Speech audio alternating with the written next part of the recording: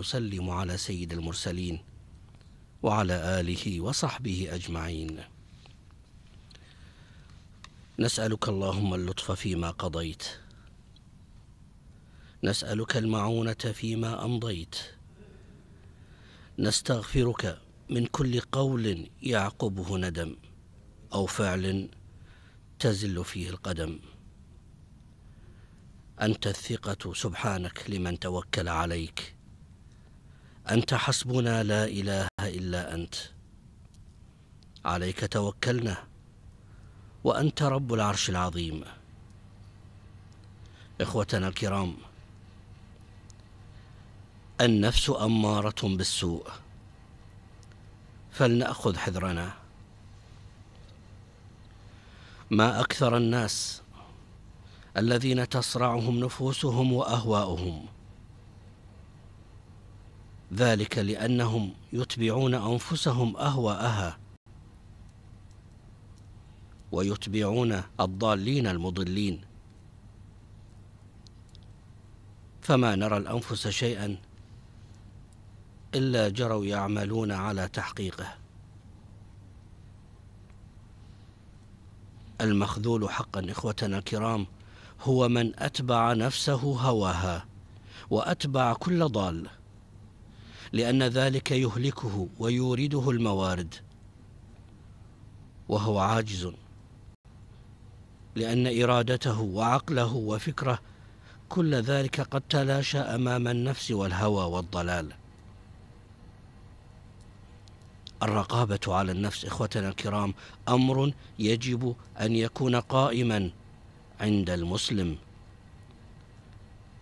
لنتذكر قول الله تعالى: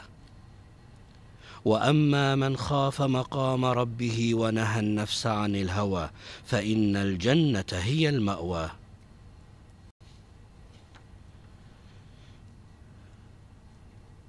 نسأل الله تعالى أن يغفر لنا ذنوبنا ويكفر عنا سيئاتنا وأن يتوفنا مع الأبرار. اللهم ارحمنا برحمتك الواسعة، اجعل القرآن حجة لنا ولا تجعله حجة علينا يا أكرم الأكرمين. ننصت وإياكم خاشعين لأطيب الكلام القرآن الكريم. الشيخ حسين علي حسن يتلو على مسامعنا ما يتيسر من كتاب الله العظيم.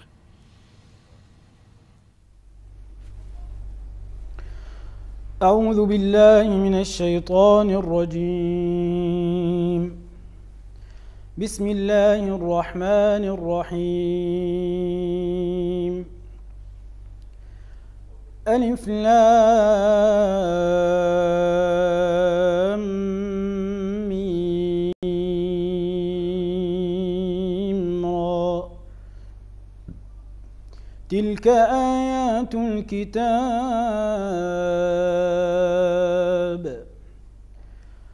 والذي أنزل إليك من ربك الحق ولكن أكثر الناس لا يؤمنون.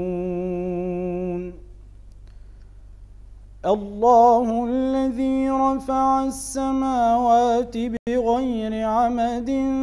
ترونها ثم استوى على العرش وسخر الشمس والقمر كل يجري لأجل مسمى يدبر الأمر يفصل الآيات لعلكم بلقاء ربكم توقنون. وهو الذي مد الأرض وجعل فيها رواسي وأنهارا ومن كل الثمرات جعل فيها زوجين اثنين يغشي الليل النهار إن في ذلك لآيات لقوم يتفكرون وفي الأرض قطع متجاورات وجنات من أعناب وزرع ونخيل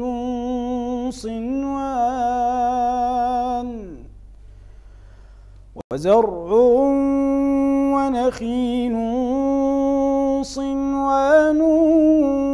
وغير صنوان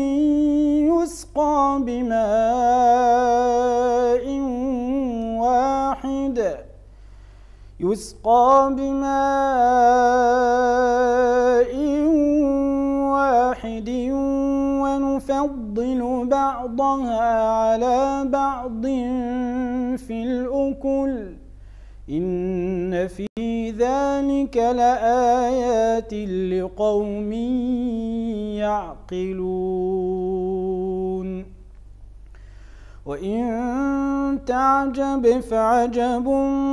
قولهم أإذا كنا ترابا أإنا لفي خلق جديد أولئك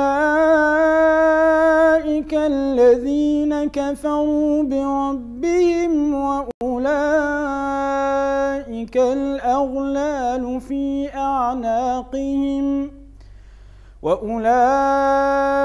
الأغلال في أعناقهم وأولئك أصحاب النار هم فيها خالدون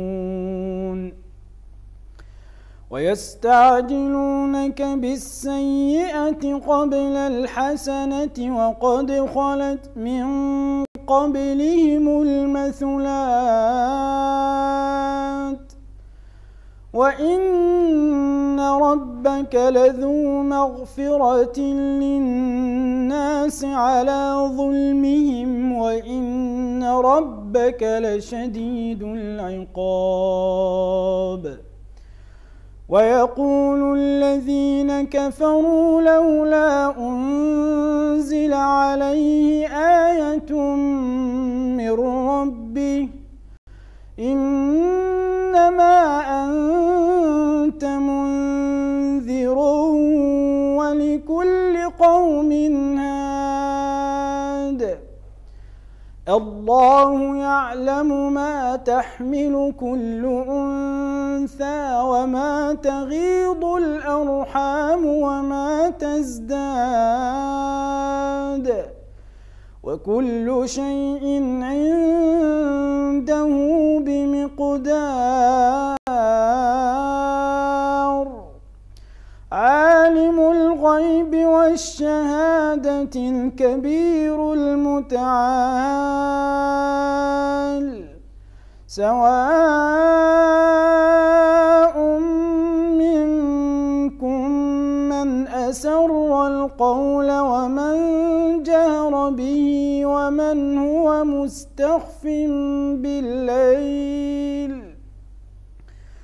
ومن هو مستخف بالليل وسارب بالنهار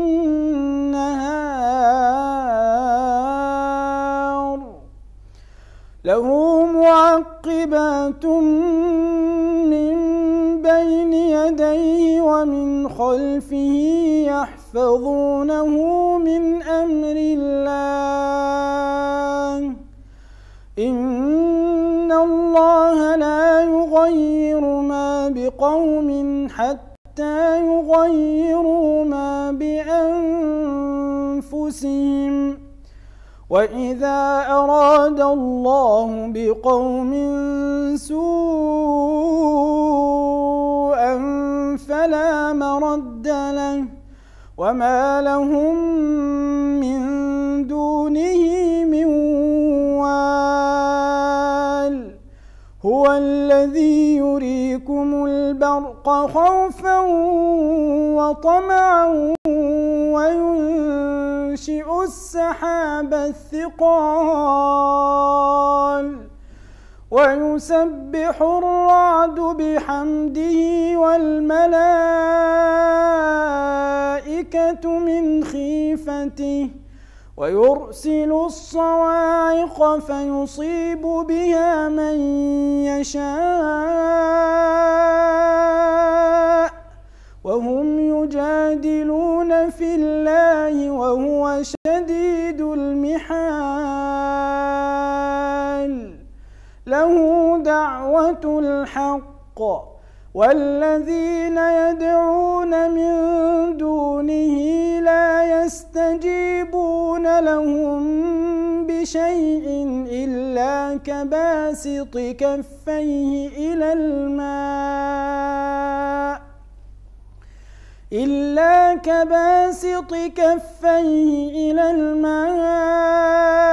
ليبلغ فاه وما هو ببالغه وما دعاء الكافرين إلا في ضلال ولله يسجد من في السماوات والأرض طوعا وكرها وظلالهم بالغدو والآصال قل من رب السماوات والأرض قل الله قل أفاتخذتم من دونه أولياء لا يملكون لأنفسهم نفعا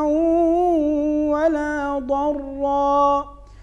قل هل يستوي الأعمى والبصير أم هل تستوي الظلمات والنور أم جعلوا لله شركاء خلقوا كخلقه فتشابه الخلق عليهم قل الله خالق كل شيء وهو الواحد القهار أنزل من السماء ماء فسالت أودية بقدرها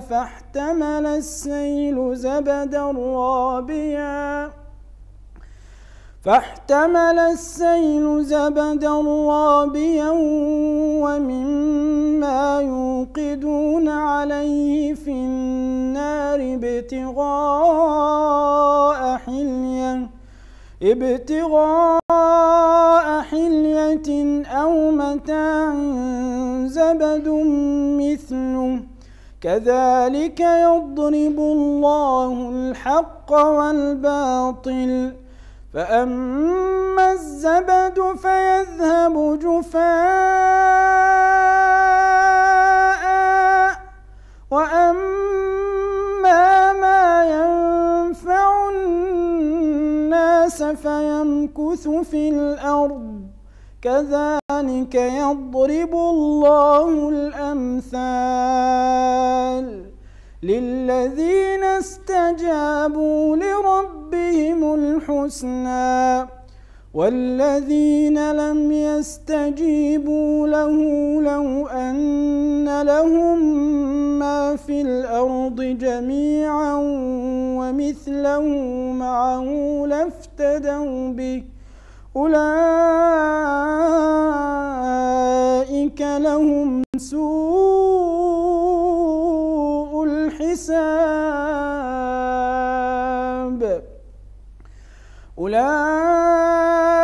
لهم سوء الحساب ومأواهم جهنم وبئس المهاد أفمن يعلم أنما أنزل إليك من ربك الحق كمن هو أعمى إنما يتذكر أولو الألباب الذين يوفون بعهد الله ولا ينقضون الميثاق والذين يصلون ما أمر الله به أن يوصل ويخشون ربهم ويخافون سوء الحساب والذين صبروا ابتغاء وجه ربهم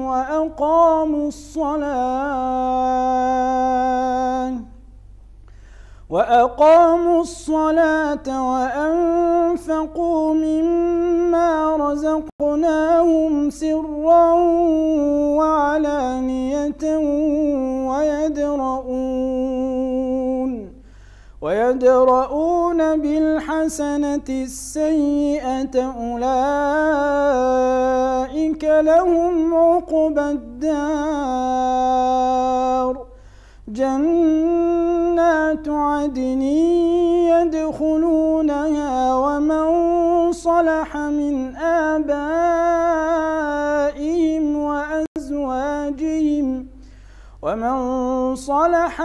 آبائهم وأزواجهم وذرياتهم والملائكة يدخلون عليهم من كل باب سلام عليكم بما صبرتم فنعم عقبى الدار والذين ينقضون عهد الله من بعد ميثاقه ويقطعون ما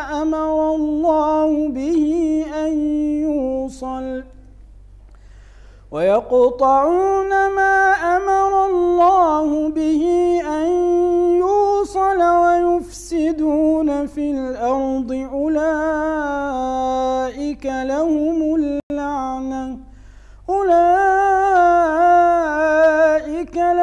اللعنة ولهم سوء الدار الله يبسط الرزق لمن يشاء ويقدر وفرحوا بالحياة الدنيا وما الحياة الدنيا في الآخرة إلا متاع ويقول الذين كفروا لولا أنزل عليه آية من ربه قل إن الله يضل من يشاء ويهدي إليه من أناب الذين آمنوا وتطمئن قلوبهم بذكر الله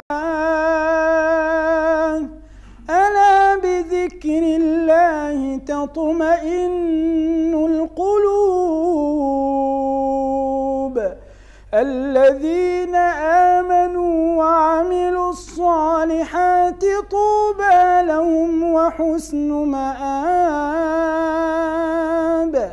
كذلك أرسلناك في أمة قد خلت من قبلها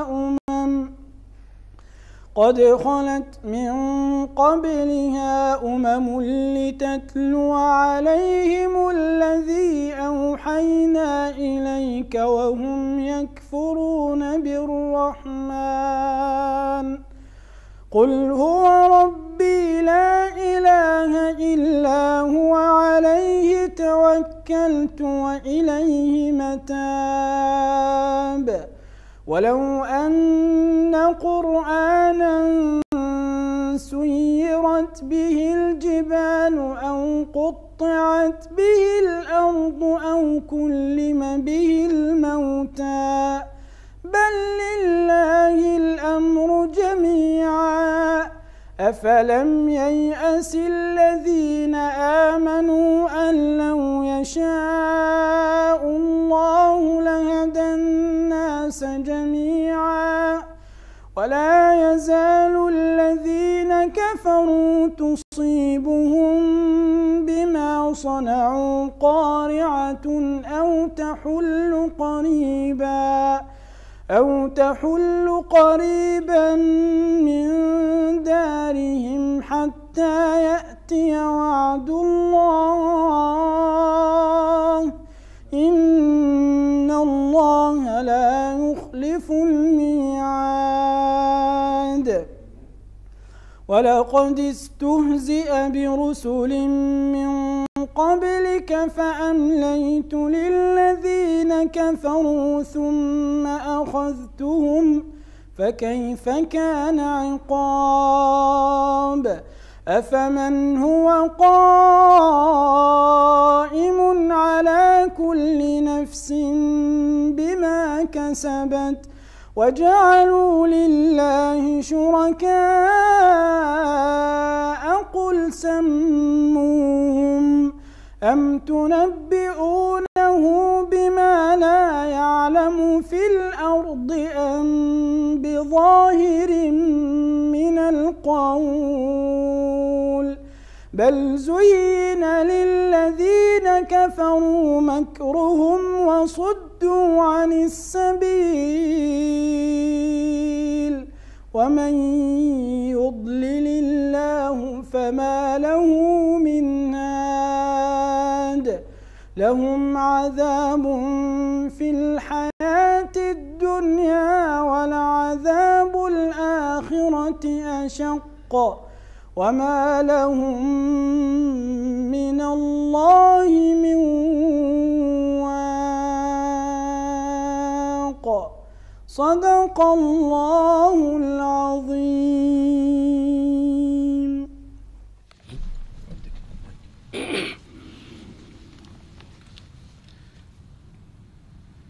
من أطيب الكلام القرآن الكريم.